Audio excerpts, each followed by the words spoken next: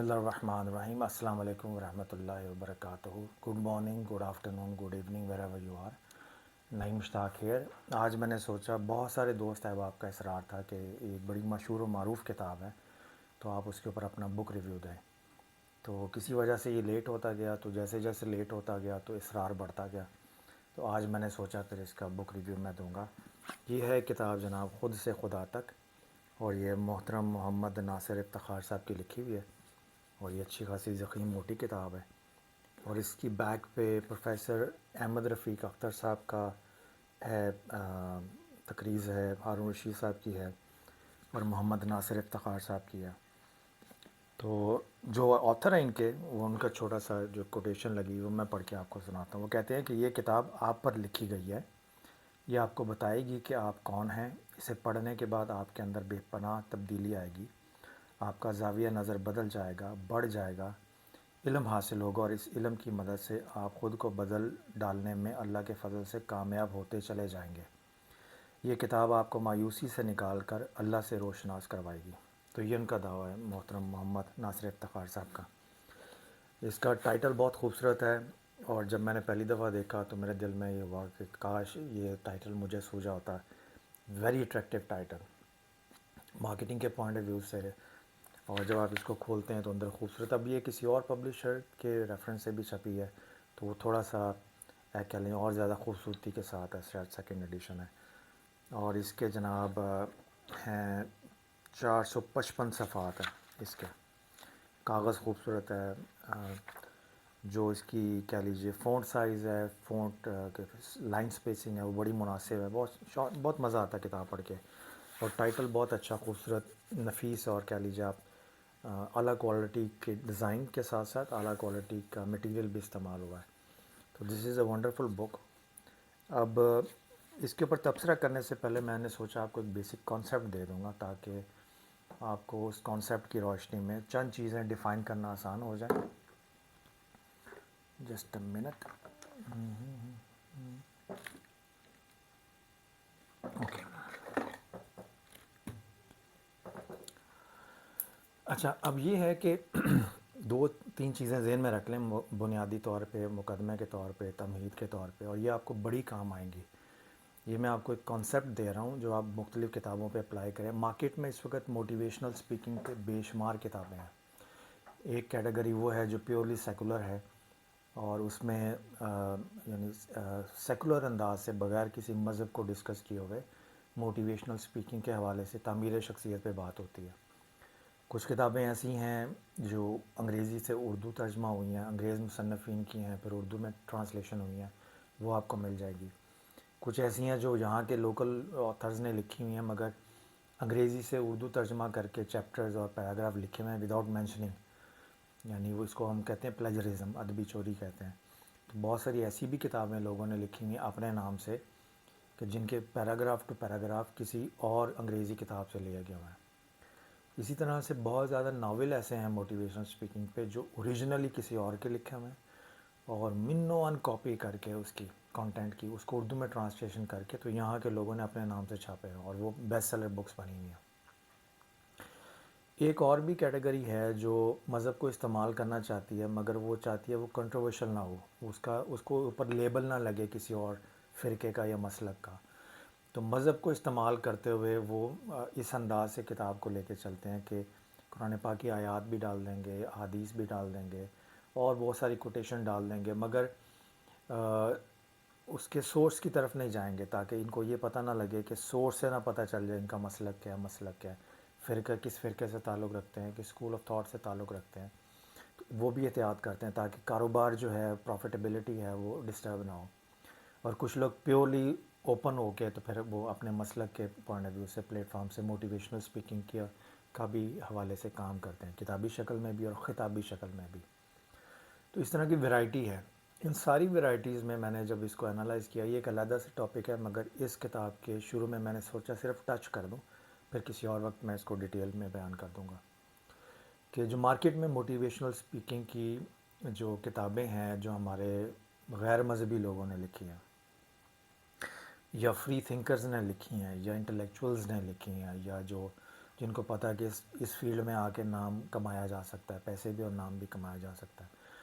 ان کی کتابوں میں جو میں نے چند ایک چیزیں نوٹ کی ہیں، وہ اگر آپ ذہن میں رکھ لیں تو آپ کو کم و بیش ہر کتاب میں جو موٹیویشنل اسپیکنگ پہ لکھی ہوئی ہے پاکستان میں اردو میں، اس میں وہ آپ کو چیز نظر آئے گی.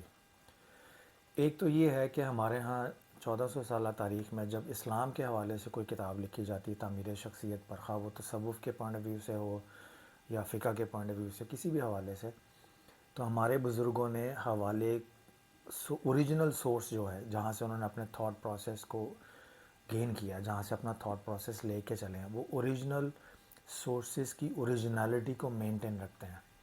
مثال کے طور پہ قرآن پاک کی آیت ہے تو وہ آیت لکھیں گے عربی میں، حدیث نبوی ہے صلی اللہ علیہ وآلہ وسلم، تو حدیث کوٹ کر کے اوریجنل ٹیکسٹ، اس کے بعد پھر اپنا تبصرہ، اپنا تعارف یا اپنے جو کہتے ہیں گزارشات پیش کریں گے، اپنے اوپینین کو، یعنی اپنے اوپینین کو اوریجنل سورس سے علیحدہ رکھ کے پیش کریں گے تاکہ پڑھنے والے کو پتہ ہو کہ یہ عبارت حضور صلی اللہ علیہ وسلم کی ہے اور یہ عبارت آگے مصنف کی اپنی انٹرپریٹیشن اور اپنا اوپینین ہے.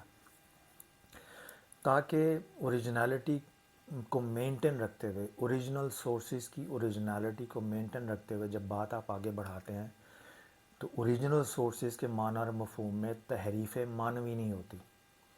یعنی اس طرح ہر بندہ اپنی انٹرپریٹیشن لے لے اور وہ حوالہ دے دے کہ بخاری اور مسلم کا ہے، مگر اوریجنل کوٹیشن نہ دے، تو سننے والا اگر آگے سمجھدار نہیں ہے تو وہ سمجھے گا شاید حضور صلی اللہ علیہ وسلم نے بیان ہی یہ فرمایا ہے، حالانکہ ادھر اوریجنل ٹیکسٹ میں یا اوریجنل جو حدیث ہے عربی متن ہے اس میں یہ بات نہیں ہوگی. تو پتہ چلے گا کہ میرا جو اپنا نقطہ نظر تھا، میرا اپنا انداز بیان جو تھا، میرے اپنے لفظوں کا انتخاب، میرے اپنے جملوں کی ترتیب، یہ میں نے ادھر حوالے سے منسوب کر دیے اور حوالے سے منسوب کر کے میں اصل حوالے میں تحریف معنوی کا مرتکب ہو گیا. تو یہ فتنہ جو ہے آپ کو آج کل کی موٹیویشنل کتابوں میں بہت ملے گا. یہاں پہ تو یہ بھی تمیز نہیں، اکثر کتابوں میں وہ نیچے لکھ دیں گے صحیح بخاری، صحیح مسلم، کون سے باب کی میں یہ مینشن ہوا ہے بخاری شریف کے، حدیث کا نمبر کیا ہے، اصل متن کیا ہے. تو یہاں لوگ مختلف کتابوں سے کٹ اینڈ پیسٹ اٹھا کے اپنی کتاب میں ایڈ کر دیتے ہیں اور مفہومی ترجمہ رکھتے ہیں کہ حضور صلی اللہ علیہ وسلم نے فرمایا، ام المومنین جو ام المومنات میں سے انہوں نے سے کسی میں سے، اہل بیت میں سے کسی نے یہ فرمایا، اور پھر آگے اپنی گفتگو لکھتے ہیں، یہ بولتے ہیں، اوریجنل ریفرنس کوٹ نہیں کرتے. تو ہماری 1400 سالہ جو تاریخ ہے اسلام کی، اس میں علماء کرام نے، اسکالرز نے، انٹلیکچوئلز نے ہمیشہ اوریجنل سورس کی اوریجنالٹی کو مینٹین رکھ کے آگے کام بڑھایا ہے. ہمارے جو یہاں کے موٹیویشنل اسپیکر ہیں وہ آپ یہ کام کر رہے ہیں، وہ اوریجنالٹی کو اوپینین میں کنورٹ کر کے اور اس کے اوپر اپنی ریسرچ کی بنیاد رکھتے ہیں. یعنی یہاں الٹا کام ہو رہا ہے کہ جو اوریجنل سورس ہے اس کی اوریجنالٹی کو ڈسکلوز نہیں کریں گے، اپنی گفتگو کو، اپنے بیان کو اوریجنل سورس کی طرف منسوب کر کے امپریشن یہ دیں گے جیسے یہ بات واقعی اوریجنل سورس میں موجود ہے، یہ بات واقعی حدیث میں موجود ہے. اس کی میں مثالیں آپ کو چل کے دوں گا آگے. تو یہ ایک ایسی خرابی ہے، فتنہ ہے، جو آج کل کی جو ہماری لوکل اردو کی موٹیویشنل اسپیکر کی جو نئے نئے بھی ہیں اور جو کاروباری ذہن کے، ان کے اندر کتابوں میں، ان کے خطابات میں یہ بڑی چیز آپ کو ملے گی. اس کی وجہ سے یہ سارے لوگ اوریجنل سورسز، دو چیزوں کے کرائم کے مرتکب ہو رہے ہیں. ایک تو یہ ہے کہ اوریجنل سورس کو، اس کی اوریجنالٹی کو اوپینین میں کنورٹ کر رہے ہیں، نمبر ایک. اور دوسری بات یہ ہے کہ اس میں تحریف معنوی بھی ہوتی ہے. آپ اوریجنل سورس دیکھیں گے تو جو بات یہ کہہ رہے ہیں اوریجنل سورس کو حوالہ دے کے، وہ اوریجنل سورس میں ہوگی نہیں. اسی لیے اکثر ان کتابوں میں آپ دیکھیں گے کہ متن نہیں ہوتا عربی کا ساتھ میں، اور اتھینٹک ترجمہ بھی نہیں ہوتا کہ اس کو ذہن میں رکھ کے. اور میرے خیال میں اکثر کو اتنی تمیز اور شعور بھی نہیں ہے کہ اوریجنل سورس ڈھونڈنا کہاں سے ہے. وہ مختلف کتابوں سے دیکھا، کسی نے بخاری شریف لکھا ہوا ہے، کوٹیشن اٹھائی اردو کی، نیچے بریکٹ میں لکھ دیا بخاری شریف، مسلم شریف، بس. تو شاید ان کو خود بھی اتنی رسائی نہیں ہوتی اوریجنل سورسز تک. تو یہ ایک چیز ہے اس میں بہت زیادہ. دوسری بات ہے کہ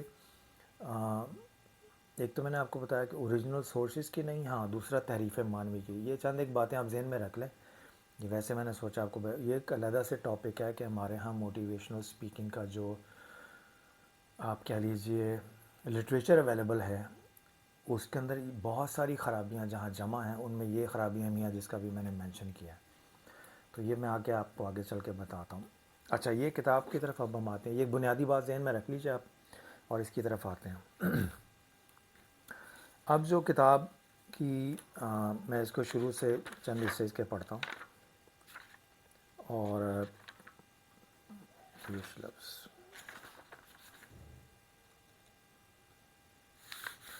اچھا، ہارون رشید صاحب نے جو سینئر تجزیہ کار و کالم نگار ہیں، انہوں نے اس کے حوالے سے بڑی خوبصورت بات کی ہے. ایک سیکنڈ جی. انہوں نے اس پہ ایک بڑی خوبصورت بات کی ہے. پیش لفظ کے اوپر وہ لکھتے ہیں، مصنف کے متعلق، محمد ناصر افتخار کے متعلق لکھتے ہیں کہ پروفیسر احمد رفیق اختر کے شاگردوں، بالخصوص نوجوان شاگردوں کی خصوصیت یہ ہے کہ کھوٹا کھرا الگ کرنے کے وہ خوگر ہوتے ہیں، اور بے رحمی کی حد تک. کہنے کو سبھی کہتے ہیں کہ سارا فریب نفس کا ہے.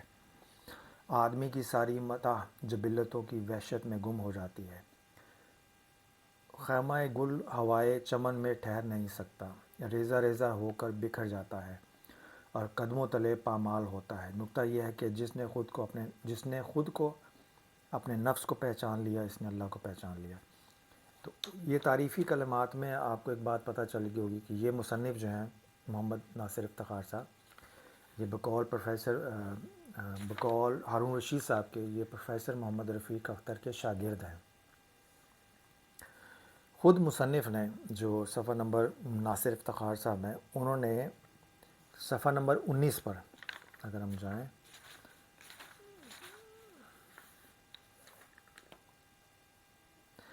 تو اپنے استاد محترم کو، پروفیسر محمد رفیق اختر کو خراج تحسین ان لفظوں میں پیش کیا. کہتے ہیں کہ میں ذاتی طور پر احسان مند ہوں اور شکر گزار ہوں استاد محترم جناب پروفیسر احمد رفیق اختر کا، جنہوں نے خدا کی پہچان کو جاتے درست رستے کی نشاندہی کی اور خدا کی ذات سے روشناس کروایا.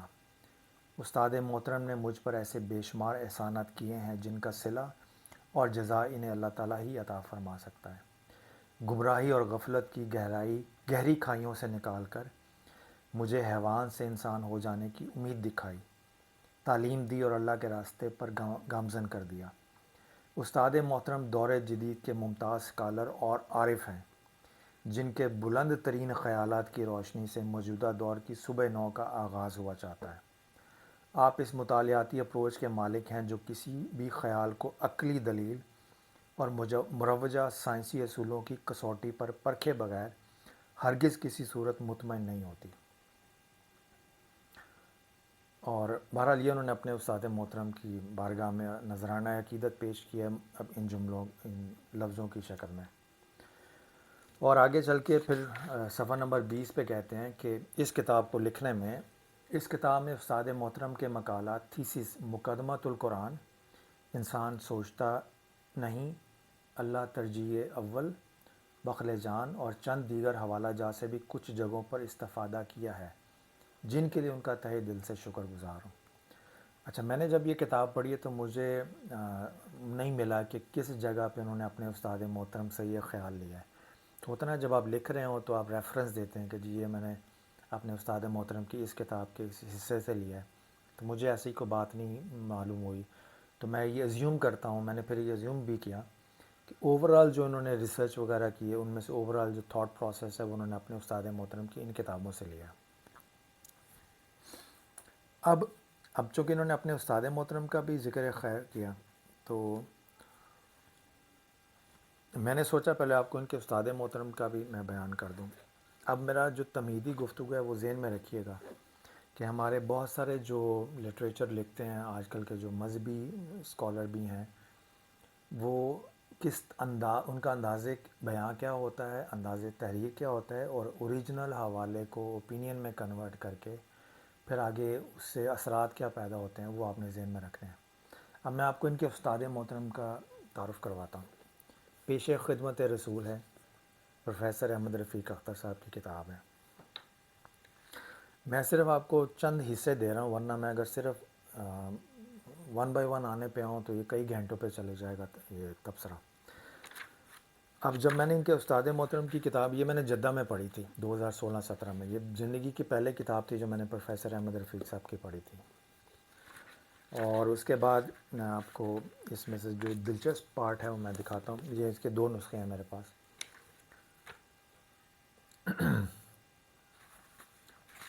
اچھا، اب یہ ان کی کتاب ہے، یہ سنگ میل والوں کی چھپی ہوئی ہے، پیش خدمت رسول پروفیسر احمد رفیق صاحب کی، اور 2015 کی چھپی ہوئی ہے، تاکہ اگر آپ مارکیٹ سے خریدیں تو اس ایڈیشن کو دیکھ لیں. اور اس کے آپ چلے جائیں صفحہ نمبر 14 پہ.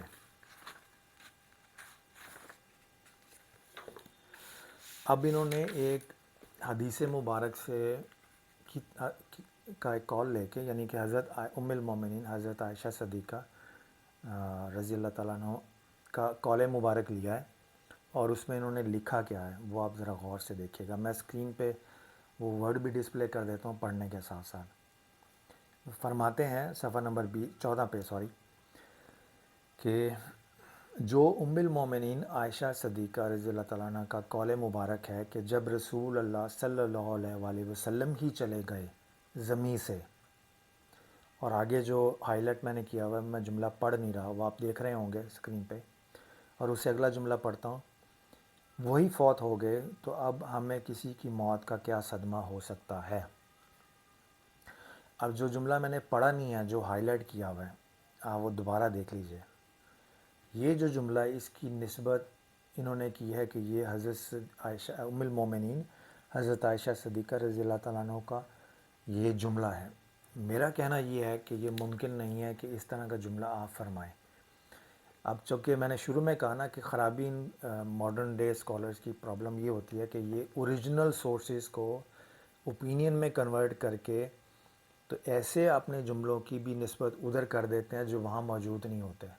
ہم روزمرہ معاملات میں جب ہم ایک دوسرے سے کہتے ہیں یار تو تم تو فارغ ہی ہو، مراد ہے تم میں عقل نہیں رہی، یا کسی کو کہتے ہیں یار وہ فارغ ہی ہو گیا، فوت ہی ہو گیا، تو یہ جو لفظ ہم محاورتاً بولتے ہیں کہ تم فارغ ہی ہو گئے ہو یا تم بالکل ہی فارغ ہو، یہ نیگیٹو ٹون میں ہے، یہ کمی کسی نقص کی طرف نشاندہی کرتا ہے. تو یہ محاوراتی جملہ آئی ڈاؤٹ اٹ، کیونکہ انہوں نے اوریجنل ریفرنس کوٹ نہیں کیا کہ انہوں نے یہ کہاں سے کال لیا حضرت عائشہ صدیقہ رضی اللہ تعالیٰ عنہ کا، اور وہاں پہ کیا لکھا ہوا ہے اور یہاں پہ کیا لکھا ہوا ہے. تو میرا ذاتی نقطہ نظر تو یہ ہے کہ میں چونکہ اس کو پروفیسر احمد رفیق صاحب کا ہی جملہ کنسیڈر کروں گا، میں اس کی نسبت ادھر نہیں کروں گا. میں نہیں سمجھتا کہ وہ اس طرح کے جملے وہاں پہ موجود ہوں گے، جب تک خاص طور پہ قرآن پاک نے بھی کہہ دیا، وہ جو رائنا کے حوالے سے سورہ بقرہ کی آیت ہے کہ مسلمانوں کو تنبیہ کر دی کہ جب آپ حضور صلی اللہ علیہ وسلم کی ذات مبارکہ کے حوالے سے جب بھی کچھ گفتگو کریں تو لفظوں کے انتخاب میں، جملوں کی ترتیب میں اور اظہار بیان میں بڑی احتیاط سے کام لیں. یہ آپ جیسے آپ کی طرح انسان نہیں ہے، ایک تو ان کا مرتبہ رتبہ بہت بلند ہے.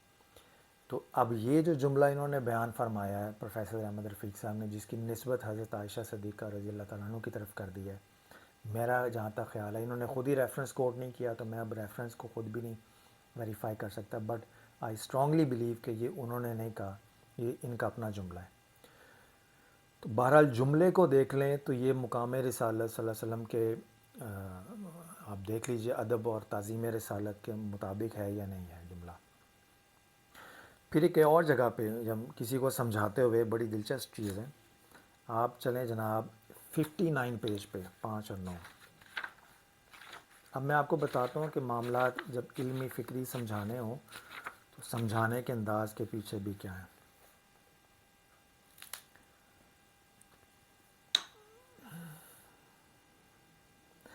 اب یہ گفتگو فرما رہے ہیں اور فرما رہے ہیں بعض اوقات مسلمانوں کے درمیان جو مختلف علمی مسائل ہوتے ہیں یہ حماقتوں کی وجہ سے ڈیولپ ہو جاتے ہیں، یہ بڑے سمپل ہوتے ہیں، یہ آرام سے بھی بیان کیے جا سکتے ہیں. اب وہ کہتے ہیں مسائل تو بڑے احمقانہ سے بلٹ ہو جاتے ہیں کہ جی بندہ کیا ہے. کسی نے سوال کیا کہ جی رسول صلی اللہ علیہ وآلہ وسلم کیا ہیں، نور ہیں بشر ہیں، یہ سوال کیا.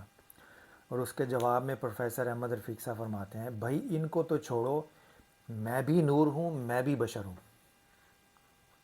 اب جب حضور صلی اللہ علیہ وسلم کی ذات مبارکہ کے حوالے سے یہ ڈیولپ کرنا تھاٹ پروسیس کہ آپ نور ہیں یا بشر ہیں، اس کو سمجھانے کے لیے یہ انداز اختیار کیا ہے پروفیسر محمد رفیق نے. اب یہ آپ، میں اس پہ کمنٹ نہیں کرتا، آپ سمجھدار ہیں، آپ خود ہی دیکھ لیجئے گا کہ یہ مناسب ہے یا نہیں ہے. اور پھر میں آپ کو یعنی یہ ان کے استاد محترم کا ہے. پھر ایک اور میں آپ کو بڑی دلچسپ ایک چیز دکھاؤں. نیٹ پہ میں نے دیکھا ان کی ایک ویڈیو تھی، کسی نے ان سے سوال کیا کہ جی آپ پروفیسر ڈاکٹر محمد طاہر القادری کے متعلق کیا سمجھتے ہیں، کیا سوچ، آپ کا نقطہ نظر کیا ان کے متعلق. تو انہوں نے فرمایا کہ مسلمہ کذاب کے بعد میں سب سے بڑا جو کذب ہے یا جھوٹ ہے وہ ان کو سمجھتا ہوں. تو میں چونک گیا، وہ ویڈیو پھر میں نے ڈاؤن لوڈ کر کے سیو کر لی. تو وہ میں اب آپ کو دکھاتا ہوں، پہلے آپ سن لیں، اس کے بعد پھر میں بات کرتا ہوں.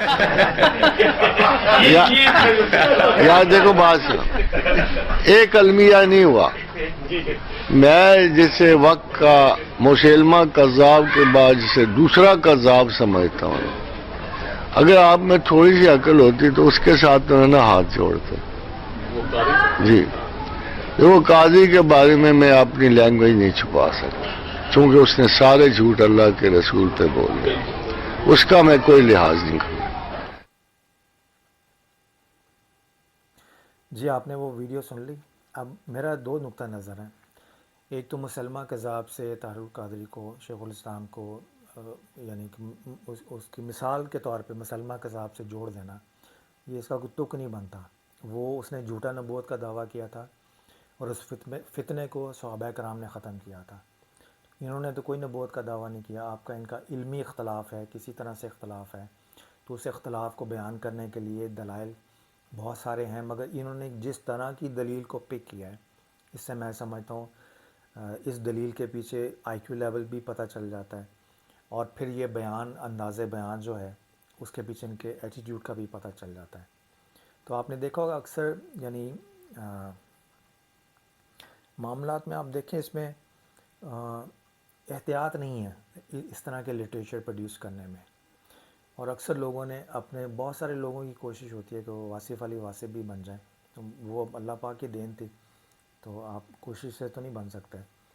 تو بہت سارے لوگوں کا یہ تھا کہ یہ جو لٹریچر پروڈیوس ہوتا ہے، اس میں آپ روحانی گرو ڈال دیں، آپ اس میں آپ ماڈرن اسلامک انٹلیکچوئلز ڈال دیں، یا اس میں آپ بہت سارے ایسے لوگ ڈال دیں جو وہی بات کہ اوریجنل سورسز کو یعنی سامنے نہیں رکھنا، یا اوریجنل سورسز کو سامنے پریزنٹ کر کے پھر اس کے اوپر اپنا تھیسس، اپنا تھاٹ پروسیس ڈیولپ کرنا، تاکہ پڑھنے والے کو یہ پتہ چل جائے کہ اوریجنل سورس میں کیا لکھا ہوا ہے اور آگے جو آپ کا نقطہ نظر ہے وہ کیا ہے.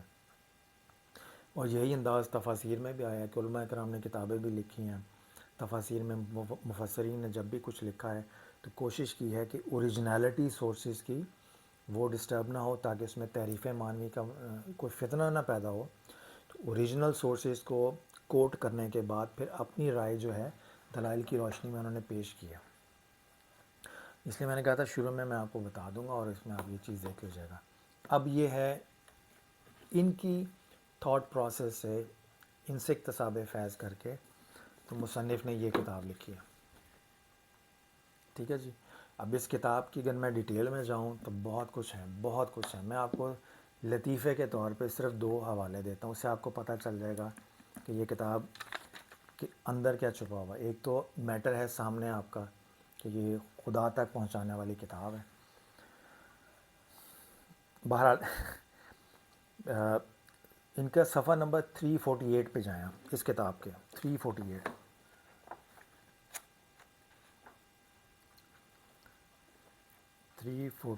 جناب.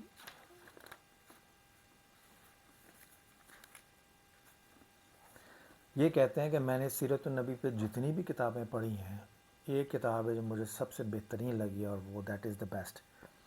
کہتے ہیں برسبیل تذکرہ سیرت نبوی پر سیرت نبوی صلی اللہ علیہ وسلم پر سب سے خوبصورت تصنیف مولانا صفی الرحمن مبارک پوری کی الرحیق المختوم دیکھی ہے.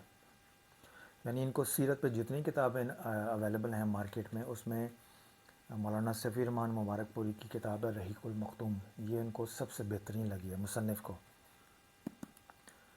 اب جن کا سیرت پہ کام جنہوں نے کیا ہے، جنہوں نے سیرت پہ کتابیں پڑھی، انہوں نے دیکھا کہ مختلف اسکول آف تھاٹس کے لوگوں نے سیرت نبوی پر اپنے اپنے اسکول آف تھاٹس کے مطابق کتابیں لکھی ہیں تاکہ اس سے اپنا مسلک بھی ثابت کر سکیں. اور الرحیق المختوم سب جانتے ہیں کہ یہ اہل حدیث وہابی مسلک کے اسکول آف تھاٹ کے مطابق لکھی ہوئی کتاب ہے. بہت جگہوں پہ پھر وہ جو جمہور مسلمانوں کے عقیدے ہیں اہل سنت والجماعت کے، اس کے مطابق نہیں وہ چلتے، بٹ وہ اب یعنی حضور صلی اللہ علیہ وسلم کی سیرت طیبہ کے واقعات میں سے صرف وہ نکات نکالیں گے جس سے ان کا اپنا مسلک جو ہے وہ تقویت پائے یا اس کے پوائنٹ آف ویو کو سپورٹ ملے. سب جانتے ہیں کہ الرحیق المختوم اہل حدیث اور وہابی اسکول آف تھاٹ کے مطابق لکھی گئی ہے. اب یہ میں نے آپ کو اس لیے بتایا کہ ان کو سیرت النبی میں سب سے شاندار کتاب یہ لگی ہے. پھر ایک اور جگہ پہ آگے چل کے میں آپ کو بتاتا ہوں، بڑی شاندار چیز ہے. یہ تھا 348 پہ. اب اس سے آگے چاہیں 365 پیج پہ جائیں. 365 پہ جائیں.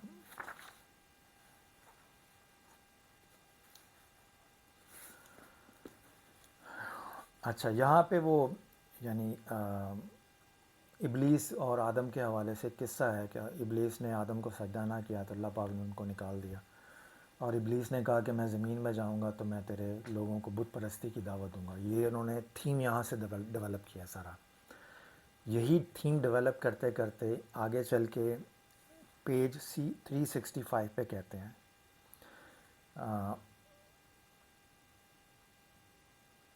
اچھا اوپر سے میں پڑھتا ہوں. اگر غور کیا جائے تو عقدہ کھلتا ہے کہ چونکہ مسلمانوں میں بت پرستی اسلام کے آنے سے ہمیشہ کے لیے بتوں کی صورت میں ختم کر دی گئی تھی، لیکن ابلیس اسے دوسرے ہیلو بہانوں سے مسلمانوں میں داخل کرنے کی کوششوں میں ہمیشہ سے ہی مصروف کار ہے اور کچھ حد تک اس میں کامیاب بھی ہے. اس کا اندازہ بازاروں دکانوں میں جا بجا لگے پیروں فقیروں کے طلسماتی مناظر پر مشتمل پوسٹرز کو دیکھ کر لگایا جا سکتا ہے. آگے یہ جملہ پڑھیے گا. کثیر تعداد میں ایسے مزارات موجود ہیں جہاں آج بھی اعلانیہ بت پرستی کی جاتی ہے، اور وہ بت پرستی کی اشکال بدل کر اسے مسلمانوں میں قابل قبول بنانے میں سرگرم ہیں. اب آپ نے یہ جملہ یہ پڑھ لیا، یہ پیج 365 پہ ہے. میرا یہ کہنا ہے، مصنف سے یہ پوچھنا ہے کہ انہوں نے کہا ہے کثیر تعداد میں ایسے مزارات موجود ہیں، تو حضور آپ ان کی نشاندہی کر دیتے. آپ کو حضرت داتا گنج بخش کا مزار بت پرستی کی جگہ لگتی ہے، آپ کو عبداللہ شاہ غازی کراچی کا جو مزار ہے وہ بت پرستی کی لگتی ہے، ادھر پیر مہر علی شاہ صاحب کا رحمۃ اللہ تعالیٰ کا مزار ہے وہ بت پرستی کی جگہ لگتی ہے، ترکی میں حضرت سیدنا ابو ایوب انصاری کا مزار ہے وہ بت پرستی کی جگہ لگتی ہے، حضرت خالد بن ولید کا شام میں ہے وہ بت پرستی کی جگہ لگتی ہے. آپ ڈیفائن بتا تو دیتے کہ کون سے مزارات آپ نے یہ جملہ آپ نے لکھا ہے تو آپ کے ذہن میں کچھ نہ کچھ نقشہ تو ہوگا نا. انڈیا میں آپ دیکھ لیں خواجہ معین الدین چشتی اجمیری ہیں، ٹھیک ہے، آپ کو وہ بت پرستی کی لگتی ہیں. حضرت سلطان باہو ہیں وہ بت پرستی کے مزارات لگتے ہیں. یہ جتنے بھی اولیاء کرام کے مزارات ہیں پوری دنیا میں یہ سب قائم ہیں ایک بڑے مزار کی برکت سے، مدینہ پاک میں روضہ رسول صلی اللہ علیہ وسلم. تو آپ کو خدا نہ خواستہ ادھر کو مسئلہ نظر آتا ہے، اور وہ کون کون سے اعمال ہیں جس کو آپ سمجھتے ہیں کہ یہ بت پرستی میں شامل ہوتے ہیں. تو یہ آپ دیکھنے والوں کو میں صرف یہ بتا رہا ہوں کہ وہ آپ نے یعنی پہلے انہوں نے کہا کہ سیرت کی سب کتابوں میں بہترین الرحیق المختوم ہے جو وہابی مسلک سے لکھی گئی ہے، اور آگے آپ نے پرسنل ڈیولپمنٹ کے فیز میں آ کے آپ یہ کس سائڈ پہ چلے گئے، اور یہ آپ کا عقیدہ ہے جو آپ نے لکھا ہے اس میں. مگر آپ نے بتایا نہیں ہے مسلمانوں کو کہ کون سے مزارات ہیں اور کون سے اعمال ہیں جو بت پرستی میں شامل ہیں، یا وہ کون سے اڈے ہیں بت پرستی کے جو آپ سمجھتے ہیں کہ جہاں پہ آج بھی بت پرستی ہو رہی ہے، تاکہ کم از کم آپ کی کتاب پڑھنے والا ان برائیوں سے بچ جائے. تو میں نے ابھی آپ کو صرف 1 یا 2 ریفرنس دیے ہیں اس کتاب کے. اگر میں آپ کو اور چیزیں بتانی شروع کر دوں اس میں علمی اور فکری اور اعتقادی غلطیاں کیا کیا ہیں تو شاید آپ یہ پڑھنا ہی چھوڑ دیں. تو میں نے صرف اتنا ذہن میں رکھا ہے کہ احتیاط سے پڑھا کریں اور وہی بات میں نے شروع میں آپ سے کہہ دی کہ جو موٹیویشنل لٹریچر ہے پاکستان کا، اس کا انالیسس کرنے کی ضرورت ہے. جو یونیورسٹیز والے ہیں وہ ایم فل کروائیں، پی ایچ ڈی کروائیں. سب سے یہ دین میں خیر کا کم باعث بن رہی ہیں، فتنے کا زیادہ باعث بن رہی ہیں، کیونکہ اوپینین بیسڈ ہیں. بہت ساری ایسی تصانیف ہیں موٹیویشنل لٹریچر پہ، انگریزی کتابوں سے لے کے مٹیریل اس کا اردو ترجمہ کر کے تو انہوں نے ڈالا ہوا ہے. اب یہ نفس کے اوپر انہوں نے بحث کی ہے محترم نے، ناصر صاحب نے، مگر جو اسلام کے اندر نفس کی اقسام ہے وہ پوری کتاب میں ڈسکس نہیں ہوئی. اور وہ ساری انگریزی کی جو ٹرمینالوجی ہے اور وہ یعنی انداز بیاں اچھا ہے، نو ڈاؤٹ اباؤٹ اٹ، مگر اچھے انداز بیاں کے پیچھے عقیدے پہ جو حملہ کیا ہوا ہے وہ کم لوگ ہی پکڑ سکتے ہیں جن کا اپنا عقیدہ بالکل کلیئر ہو. تو ہم تو اس فیز سے گزرے ہوئے ہیں تو وہ پکڑ لیتے ہیں کہ عقیدہ ہمیں پتہ چل جاتا ہے کہاں پہ واردات ہوئی ہے. تو واردات اگر کرنی ہے تو کھل کے آئیں، آپ اپنے مسلک کے حوالے سے کتاب لکھیں، بتائیں یہ معاملات ہیں. مگر موٹیویشنل لٹریچر کو بنیاد بنا کر اور پھر تصوف کو بنیاد بنا کر، یعنی ٹول آپ تصوف کا یوز کر رہے ہیں اور عقیدہ آپ کا دوسرا ہے جو جس میں تصوف ہے ہی شرک میرا، تو وہ میچ ہی نہیں کرتے. اب آپ یہ دیکھیں کہ دونوں کو میچ کر کے عقیدہ وہ والا ہے اور تصوف پیورلی اہل سنت والجماعت کا، وہ سارا اس میں مزارات پہ جانا، دعائیں لینا، وسیلے کا استعمال ہے، شفاعت کا استعمال ہے، وہ سارے ٹول لے کے تاکہ پبلک اس سے اٹریکٹ ہو اس میں، اور اس میں پروفیٹیبلٹی کا جو مارجن ہے وہ زیادہ سے زیادہ ہو جائے. تو اس وجہ سے میں نے جب شروع میں پڑھی تھی میں نے بالکل اس کا بک ریویو نہیں کیا تھا. میں نے کہا ٹھیک ہے لوگ ماں کے، بٹ بہت سارا میرے دوست احباب نے ذکر کیا جی آپ اس کا بک ریویو دیں. بہت سارے نے مجھے ریکمینڈ بھی کیا کہ سر آپ یہ کتاب پڑھیں، بڑی شاندار کتاب ہے. تو میں چپ کر جاتا تھا. تو پھر انلیس پھر میں نے سوچا کہ نہیں، کچھ چیزیں میں گائیڈ لائن کے طور پہ آپ کو بتا دوں گا، آپ اس کو دیکھ لیجئے گا، ہو سکتا ہے آپ کی زندگی میں کام آئے. اور جب آپ لٹریچر مارکیٹ سے اٹھا رہے ہوں تو محض قرآن پاک کی آیت دیکھ کے یا سیرت النبی صلی اللہ علیہ وسلم کا، اب اس پوری کتاب میں کوئی متن درج نہیں ہے، بس وہ حضور صلی اللہ علیہ وسلم نے فرمایا، آگے اردو میں لکھ کے تو نیچے بریکٹ میں بخاری شریف، مسلم شریف. کیا پتہ کہ حضور صلی اللہ علیہ وسلم نے اوریجنلی کیا فرمایا ہے، اور آپ نے اپنی سمجھ کو کہ آپ کو ان کے فرمانے سے خود کیا سمجھ آیا، اس سمجھ کو آپ نے حدیث میں کنورٹ کر کے تو نسبت ادھر کر دی. جیسے ان کے استاد محترم نے حضرت عائشہ رضی اللہ تعالیٰ عنہ ام المومنین، اس کی طرف ایک جملے کی نسبت کر دی جو میں نہیں سمجھتا وہ حضرت عائشہ رضی اللہ تعالیٰ عنہ نے کبھی وہ جملہ بولا ہوگا. ہم نہیں جرأت کر سکتے وہ بولنے کی، تو وہ تو پھر ماشاءاللہ ہماری مائیں ہیں. تو یہ چند ایک بیسک چیزیں ہیں موٹیویشنل لٹریچر. اور آج کل کے جو روحانی گروز کی ایک بیلٹ آئی ہوئی ہے، ایک ویو آئی ہوئی ہے، اس سے بھی بڑی احتیاط سے آپ کو گزرنے کی ضرورت ہے. اللہ تعالیٰ ہمارے ساتھ کے حال پہ رحم کرے، ہمیں بے ادبی کے فتنے سے بچائے، بخواہ وہ کسی بھی شکل میں ہو. اور اگر آپ نے اسلام کو لے کے چلنا ہے اپنی ریسرچ میں تو کم از کم تھوڑی سی ریسرچ کر کے تھوڑی سی تربیت لے لیں کہ اسلامی پوائنٹ آف ویو سے جب آپ نے کوئی ذکر کرنا ہو تو اسلامی ریفرنسز کو کوٹ کرنے کا اکیڈمک علمی طریقہ کیا ہے، تاکہ آپ کی ریسرچ کو ایک اوتھینٹیکیشن مل جائے، آپ کو پڑھنے والے کو تسلی ہو کہ آپ کیا کہنا چاہ رہے ہیں اور اوریجنل ریفرنس میں کیا ہے. اس طرح کی ساری کتابیں جو اوریجنل ریفرنسز کو اپنے الفاظ میں بیان کرتی ہیں، یہ سارا تحریف مانوی ہے. کیا پتہ انہوں نے کس کال کو کس انداز میں پیش کر کے اپنے مطلب کو اس کے ساتھ حضور صلی اللہ علیہ وسلم کا نام مبارک لگا دیا ہو، تو آپ نے کچھ اور فرمایا ہو، ان کو کچھ اور سمجھ آیا اور اپنی سمجھ کو انہوں نے مفہومی انداز میں لکھ کے اور آگے بیان کر دیا انہوں نے. تو اس طرح کی کتابیں پڑھنے سے عقیدہ بھی خراب ہوتا ہے، فکر بھی خراب ہوتے ہے، اس لیے بڑی احتیاط سے یہ پڑھنی چاہیے. اس سے بہتر ہے آپ پرانی کتابیں پڑھ لیں صوفیہ کرام کی، ان کے اندر آپ کو اوریجنل سورسز بھی مل جائیں گے اور عقیدے کی تحفظ کے ساتھ ساتھ جو تھاٹ پروسیس کی خالصیت ہے، اوریجنالٹی ہے، وہ بھی آپ کو مل جائے گی.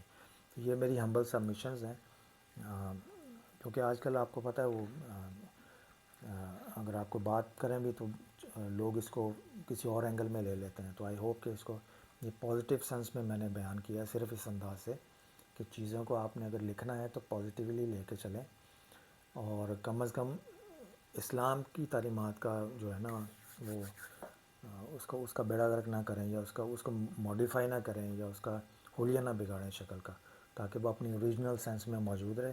آپ جو کچھ کہنا چاہتے ہیں آپ خود بیان کر دیں، وضاحت کے ساتھ. تو آپ کی وضاحت جب آپ کی وضاحت کے انداز میں پیش ہوگی تو وہ آپ کا رائٹ ہے, وہ آپ چاہیں تو جیسے مرضی اس کو بیان کریں.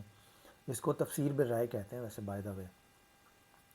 اصول تفسیر میں آپ تفسیر کے مختلف انداز بھی دیکھ لیں تاکہ کبھی اسلام کو کوٹ کرنے کا مرحلہ آئے تو آپ کو پتہ ہو کہ میں نے آیت کوٹ کرنے کے بعد آگے کرنا کیا ہے, اپنے پوائنٹ آف ویو کو کیسے اوتھینٹیکیٹ کرنا, اپنے پوائنٹ آف ویو کو کیسے اسٹیبلش کرنا ہے, اس کا بھی طریقہ اصول تفسیر میں ہے. تو وہ آپ پڑھ لیں, چھوٹی سی کتابیں بڑی مل جاتی ہیں مارکیٹ میں.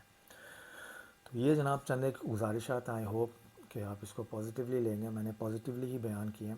باقی جو ان کا استاد ہے ہمارے لیے قابل احترام ہے, تو سب کے اساتذہ قابل احترام ہیں. بہت سارے لوگوں کو میں جانتا ہوں جو روحانی گروز کی دوڑ میں لگے ہوئے ہیں, اور بہت سارے لوگوں کو جانتا ہوں جن کو موٹیویشنل لٹریچر پر پڑھنے کا لکھنے کا شوق ہے. تو ان سب کی خدمت میں گزارش یہ ہے کہ آگے بھی جواب دے دینا ہے, آگے بھی حساب کتاب ہونا ہے. یہاں اگر بچ گئے تو آگے پکڑے جائیں گے. اس لیے جن کا نام لے کے لکھتے ہیں ان کو ذہن میں رکھ کے لکھا کریں تو بچت ہو جائے گی انشاءاللہ تعالیٰ. تو اللہ تعالیٰ آپ سب کو سلامت رکھے. اجازت دیجیے, اللہ حافظ.